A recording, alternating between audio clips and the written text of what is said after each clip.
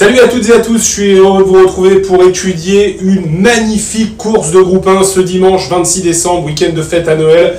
On est vraiment gâtés sur l'hippodrome de Vincennes avec la qualif 3 des Prix d'Amérique Races The Turf, le Critérium Continental. C'est une course magnifique sur le papier, les meilleurs 4 ans européens sont au départ, les meilleurs français et les meilleurs italiens, surtout des italiens qui vont être redoutables. On fait le papier tout de suite.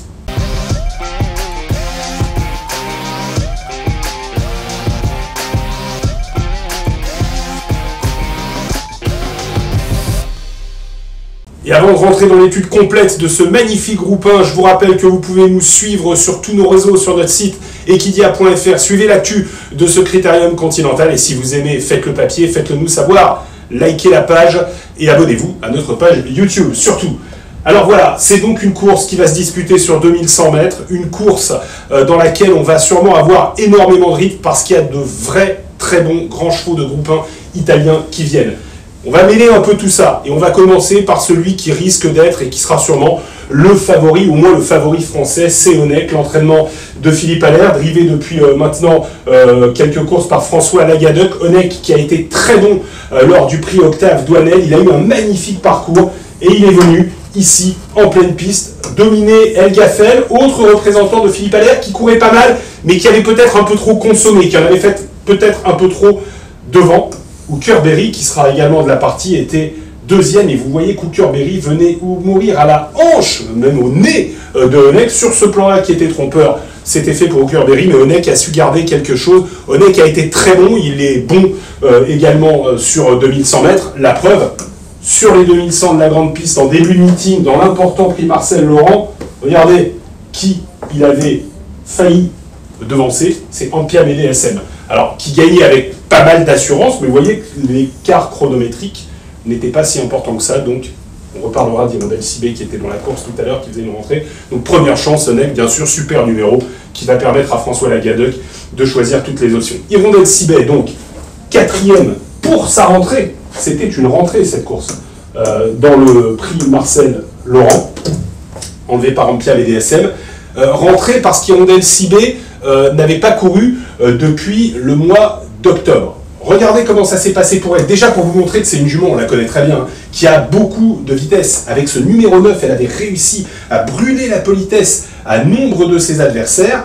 Elle avait ensuite patienté dans le dos de Gannet de Banville. Et finalement, elle avait plutôt bien terminé son parcours. Ampia BD, Gannet de Banville, Onek. Excusez du peu, c'est une drôle de ligne. Et regardez, alors qu'elle n'était pas prête, qu'elle manquait quand même d'un parcours, elle terminait finalement très proprement son parcours. Rappelons que Hirondelle Cibé, qui a raté en France les deux grandes échéances de sa carrière pour l'instant, à savoir le Critérium des 3 et le Critérium des 4 ans, a été quand même deuxième de la finale du Grand Prix du l'UET, deuxième battu par un champion qui malheureusement fait défaut pendant le meeting d'hiver.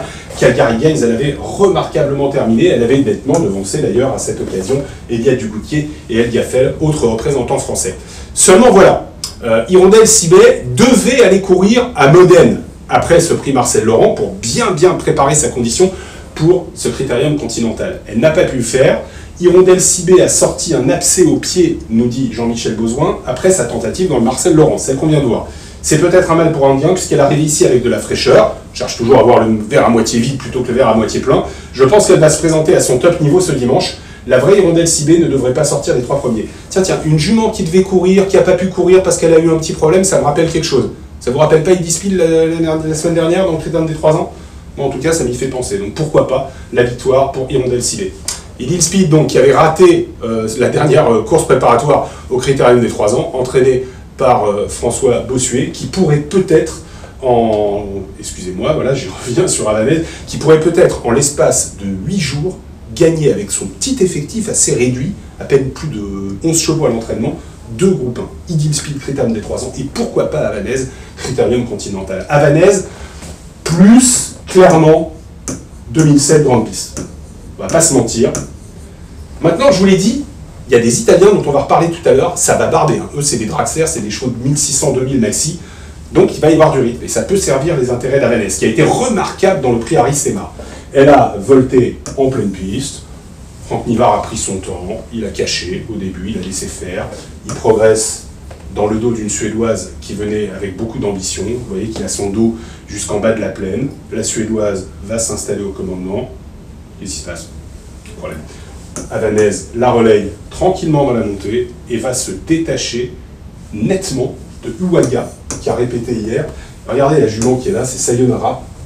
On va en reparler dans quelques instants. Mais regardez Havanaise, l'écart avec ses poursuivantes, c'était magnifique. Havanaise qui était reprise par Franck Nivard pour finir, ce qui donnait l'impression que Sayonara refaisait énormément de terrain. Elle en a refait, mais sur une Havanaise qui avait fait le plus dur. Havanaise malheureuse dans le critérium des 4 ans, elle était partie, vous vous en souvenez, assez lentement. Son driver, François Bossuet, avait décidé de venir tout faire à la corde. Et elle avait pris un mur en haut de la montée avec Hakim Griff qui avait reculé. Enfin, c'était un film d'horreur. C'était la note, tout simplement. Une des notes, en tout cas, du critérium des 4 ans. Seulement, bon, voilà, le critérium des 4 ans, tout ça, c'est... Aristemar, c'est 2007. Là, on est sur 2100. Il faudra le lire. Hookerberry, lui, par contre, 2100, il va se régaler. Il a été donc très bon dans le prix Octave Douanel sur plus long. Hookerberry, il fait toutes les distances. J'en profite pour vous remontrer sa fin de parcours. Et j'en profite également pour vous remontrer, parce qu'on n'a pas eu le temps d'en parler tout à l'heure, Hussard du Landré. Hussard du Landré qui va être un outsider dans la course, mais qui faisait les mêmes 500 que Honeck et Hookerberry, quasiment les mêmes 500 derniers mètres que Honeck et Hookerberry pour finir. Vous voyez qu'il terminait bien pour dominer El Diafel. Hookerberry est en pleine forme. Hookerberry qui vient donc de bien faire dans cette préparatoire le Octave Douanel et qui avait auparavant été en Italie pour tenter de se tester face aux meilleurs Italiens sur un parcours de vitesse. Test carrément concluant, car Hookerberry, dans cette course qu'on va revoir dans quelques instants, le Grand Prix de Modène, un groupe 1 sur 2080 mètres, avait été un bon finisseur dans une arrivée, vous voyez, 13-4, 13-5, 13-6, 13-6, qui était assez groupée. Donc il va pouvoir les regarder en face. Mais cette course, elle a donc été enlevée par Black Flash Bar. C'est une pouliche entraînée par Barelli, drivée par Santomolo, qui est un homme qui a pas un palmarès incroyable à Vincennes, mais qui a déjà réussi à s'imposer et qui connaît les pelotons fournis. On se souvient que c'était notamment un des drivers de Picon, un bon cheval de Quintet. Alors Black Flash Bar, ça a été magnifique pour la pouliche dans le Grand Prix à Modène. Elle a eu un super parcours, Kazakh verte, toujours dans le dos de Ben Gurion Jet, Kazakh jaune, et dans une course enlevée par BPB dont on va reparler dans quelques instants. Et regardez à l'extérieur, l'accélération finale de Black Flash Bar, elle était magnifique. Black Flash Bar qui se détachait irrésistiblement pour finir et qui s'imposait donc dans ce groupe 1. Elle avait auparavant été battue par BPB, dont on va reparler dans quelques instants, après avoir été là, née au vent.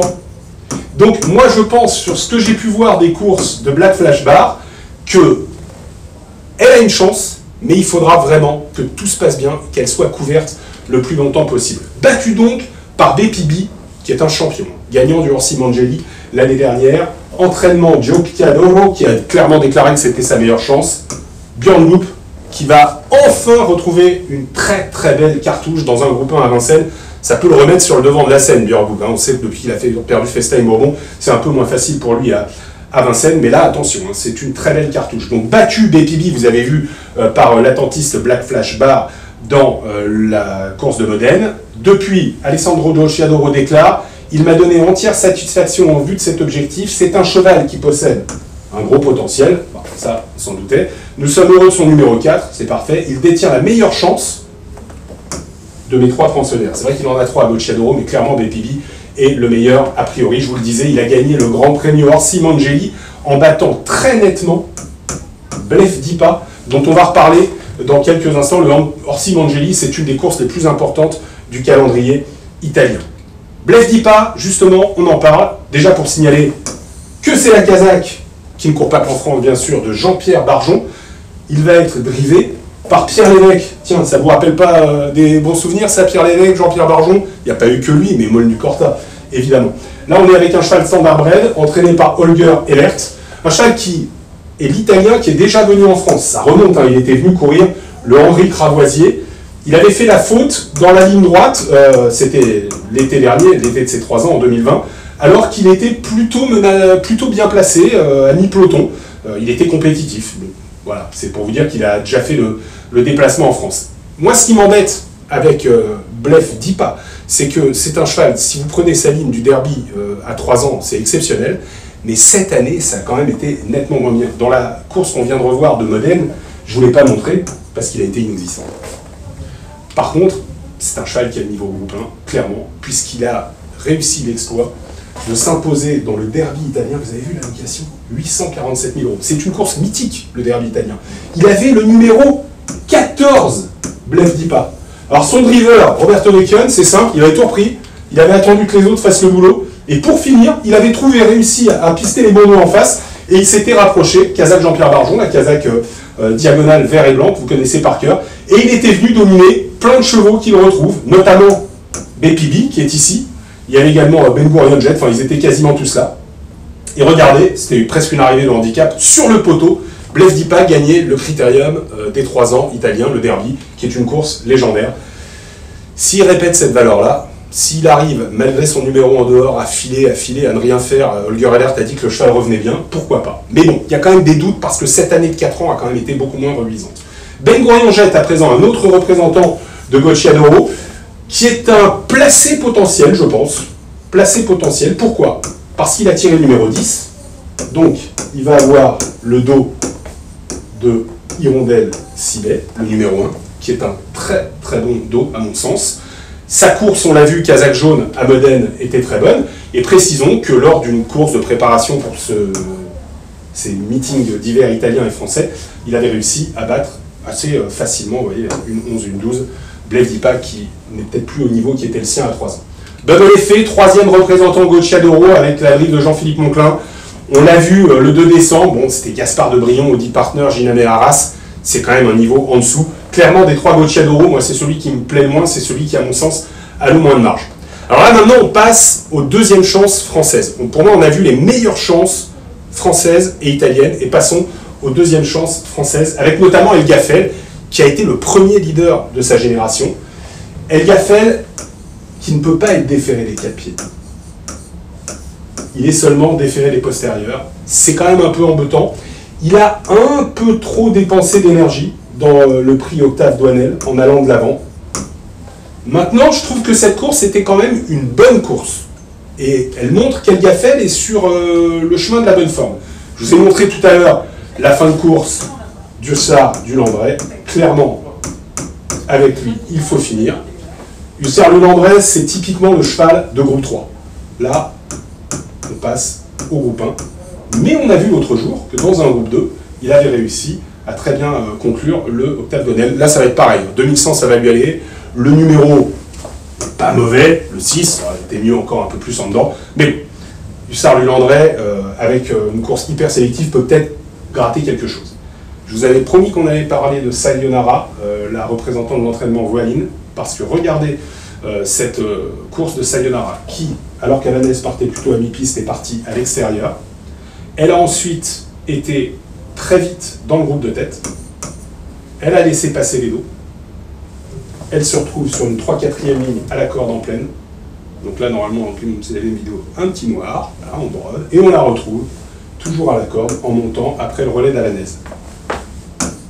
Ce sont les meilleures données tracking de la course, meilleur kilomètre, meilleur 500, meilleur 200, meilleure pointe de vitesse. Elle a tout fait mieux que les autres dans les données tracking du dernier kilomètre. Alors elle a fait moins d'efforts évidemment qu'Alanès, et on a vu qu'Alanès était reprise pour finir. Mais attention, parce que Sayonara, qui avait terminé 2e du groupe 1 de la Breeders' Crown des 4 ans, Pouliche à Eskilstuna à l'automne, est une placée potentielle. Je la vois bien faire dodo et pourquoi pas terminer 5e.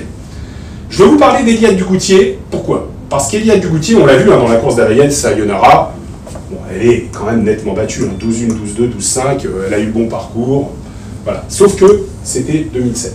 Et Eliade Dugoutier, c'est la pure 2100 mètres grande piste. Elle a des stats redoutables sur le parcours de ce Critérium Continental. Pas plus tard que lors de son avant-dernière sortie, le prix de Boissy-Saint-Léger. Alors c'était à un niveau inférieur, pour vous montrer qu'elle a vraiment l'aptitude à se tracer. Elle a eu un super parcours dans le dos d'Hatchotman. Gabi Gelormini a pu patienter, il lui a porté les stockades à mi-ligne droite. 1, 11, 6. Il faudra évidemment aller beaucoup plus vite face à des Italiens qui, pour 2 d'entre eux, ont déjà trotté 9 effractions. Il y a même un qui est descendu sous sous la barre des 9 en 1,8 lorsqu'il est allé courir en Suède, et face à des Français qui ont déjà trotté Hirondelle Cibet et Honeck autour de 1,10 et fraction. Encore la deuxième ligne avec Hokkaido GL. Tiens, avant de vous montrer la vidéo, Hokkaido GL, un point très important, ah ben on va pas le voir là, c'est que c'est désormais Alexandre Abrivard. Son ancien driver, Pierre Verva, a plusieurs fois été très malheureux avec lui, notamment lors de son avant-dernière sortie, il y est pour rien, il s'est fait sortir, notamment lors de la dernière sortie, et c'est vrai que Hokkaido GL est un cheval poissard. On l'a vu dans plein de groupes 1, dans de très belles courses, il a souvent été poissard, et la dernière fois, avec Pierre Verva, qui a donc été débarqué par le propriétaire, il a été encore une fois malheureux en plaine. Il était bien, il suivait bien, et là il y a eu un mouvement devant lui, avec deux chevaux qui sont serrés, le cheval a été malheureux, il n'a pas pu échapper à la faute. Je vous ai dit que le coup d'avant déjà, il s'était fait sortir par un adversaire, alors qu'il venait très bien dans la course enlevée par Eliade Dugoutier. Attention à Hokkaido GL, c'est un cheval qui possède un sprint redoutable, il va être complètement abandonné dans cette course, alors qu'il est parti, je vous le rappelle, favori du critérium des 4 ans. Arvès de Bluyère, clairement lui, c'est plus un 2007. Il a eu des prétentions dans le critérium des 4 ans, là c'est Benoît Vassar qui est au sulky. Bon, j'ai l'impression qu'il va falloir un peu attendre pour rejouer Arvès de Bluyère. Fautive au départ, la dernière fois, Eti Island, qui avait auparavant gagné 2 courses, quasiment coup sur coup. Voilà, elle a notamment réussi à rivaliser, à regarder en face Uwaya. Pourquoi pas Eti Island? Moi je ne pense pas que ça fasse partie des priorités. Regardez les gains de fascination. Elle n'a pas les 100 000 € de gains. Le problème, c'est que comme elle est placée de groupe 1 en Suède, elle n'a absolument pas le droit de courir les courses qui sont réservées aux chevaux qui sont dans cette zone de gain. Course fermée aux placés de groupe 1. Donc elle est obligée d'affronter l'élite. Ça paraît très compliqué. Il y a 2 possibilités pour affronter cette course et pour faire nos tickets. Soit on se dit que les Italiens vont trouver un parcours de 2100 en plein dans leurs aptitudes, qui sont incontournables, parce que ce sont des chevaux, on l'a vu, hein, de Orsi Mangeli, de Derby, etc., et de groupe 1 à Modène notamment, et à Turin aussi, et on se dit qu'on les met, et dans ce cas-là, obligatoirement, et on fait un combiné, on va resserrer. Donc premier ticket, on garde tous les Italiens, on met Bepibi en tête, Black Flash Bar, vous voyez que j'ai pas mis Blef Dipan, et que j'ai par contre gardé Ben Gourion Jet. Entre eux, on a Tarkal, Hirondelle Cibet, Honeck, Havanez ou Kerberry. Donc que les chevaux de la première ligne, les premières chances, avec le petit outsider de derrière les fagots, Ben Gourion Jet, le deuxième meilleur atout de Gocciadoro. Et puis il y a une autre façon, c'est de dire les Italiens c'est bien beau, mais c'est 1006-2000 chez eux, piste plate, petite piste, ça n'a rien à voir avec la grande piste, même si ce sont de grands champions, on va d'abord faire confiance aux chevaux français.